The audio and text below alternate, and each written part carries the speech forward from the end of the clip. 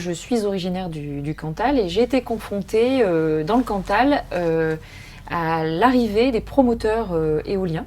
Et c'est comme ça que tout a commencé en fait. Je suis allée au pied des éoliennes du secteur et j'ai commencé à interroger un petit peu les gens, la mairie, les agriculteurs. Et là je me suis aperçue qu'il y avait des problèmes qui étaient sous-jacents, qui étaient liés visiblement aux éoliennes. Mais au départ j'étais un petit peu sceptique, notamment sur les agriculteurs qui se plaignaient de la santé de leurs vaches.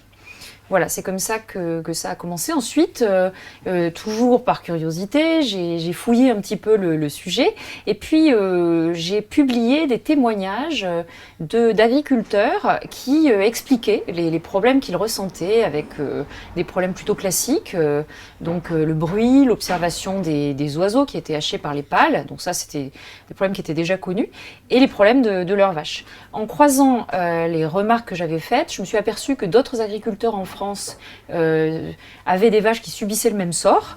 Et là, ça a fait boule de neige en fait. Les personnes qui m'écrivaient via ma page Facebook tout simplement m'ont envoyé d'autres témoignages d'agriculteurs que j'ai interrogés, je me suis déplacée et puis j'ai fait des recoupements. Et voilà, donc pendant 5 années, donc j'ai récupéré des dizaines de témoignages d'agriculteurs et j'ai tracé quelque part le portrait type de la ferme impactée par les problèmes éoliens. Il s'agissait surtout de rendre, je vais le dire un peu autrement, de rendre digeste une très grande quantité de témoignages. C'est justement l'un des enjeux de la mise en forme de cette bande dessinée. Ça a été de rester dans cette posture de lanceuse d'alerte de Sioux et de manager un sujet qui est délicat parce qu'il est à la fois très contemporain, on en parle partout, l'éolien, la transition énergétique c'est un vrai sujet d'aujourd'hui. C'est un sujet qui est parfois récupéré à des fins politiques et ça n'était pas le propos. Le propos n'était pas non plus de rejeter en bloc l'éolien, mais plutôt d'attirer l'attention sur des problématiques concrètes, précises, documentées, etc. Un autre exemple, celui-ci est bien connu en Loire-Atlantique, c'est la ferme des Potirons. Alors les Potirons, ils ont perdu plus de 350 vaches. Donc ils ont demandé à plusieurs reprises que le parc éolien des Quatre Seigneurs soit arrêté pour qu'il y ait des études de fait. Les demandes ont duré plusieurs années. Il a fallu que ce soit médiatisé, donc par les témoignages qu'on a enregistrés, etc.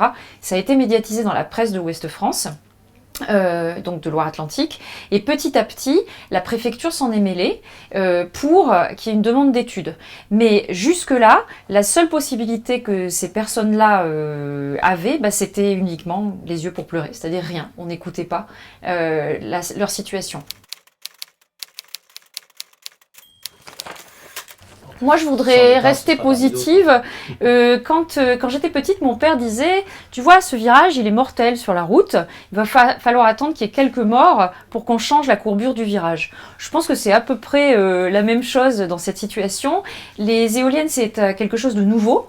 Donc du coup, elles ont été implantées sans aucune étude préalable sur ces types de nocivité, parce qu'il y a des études de fait, mais pas sur ce type de nocivité-là. Donc au bout d'un certain nombre de fermes, au bout d'un certain nombre de problèmes, je pense que les pouvoirs publics, je reste optimiste et je veux croire que les pouvoirs publics s'en mêleront.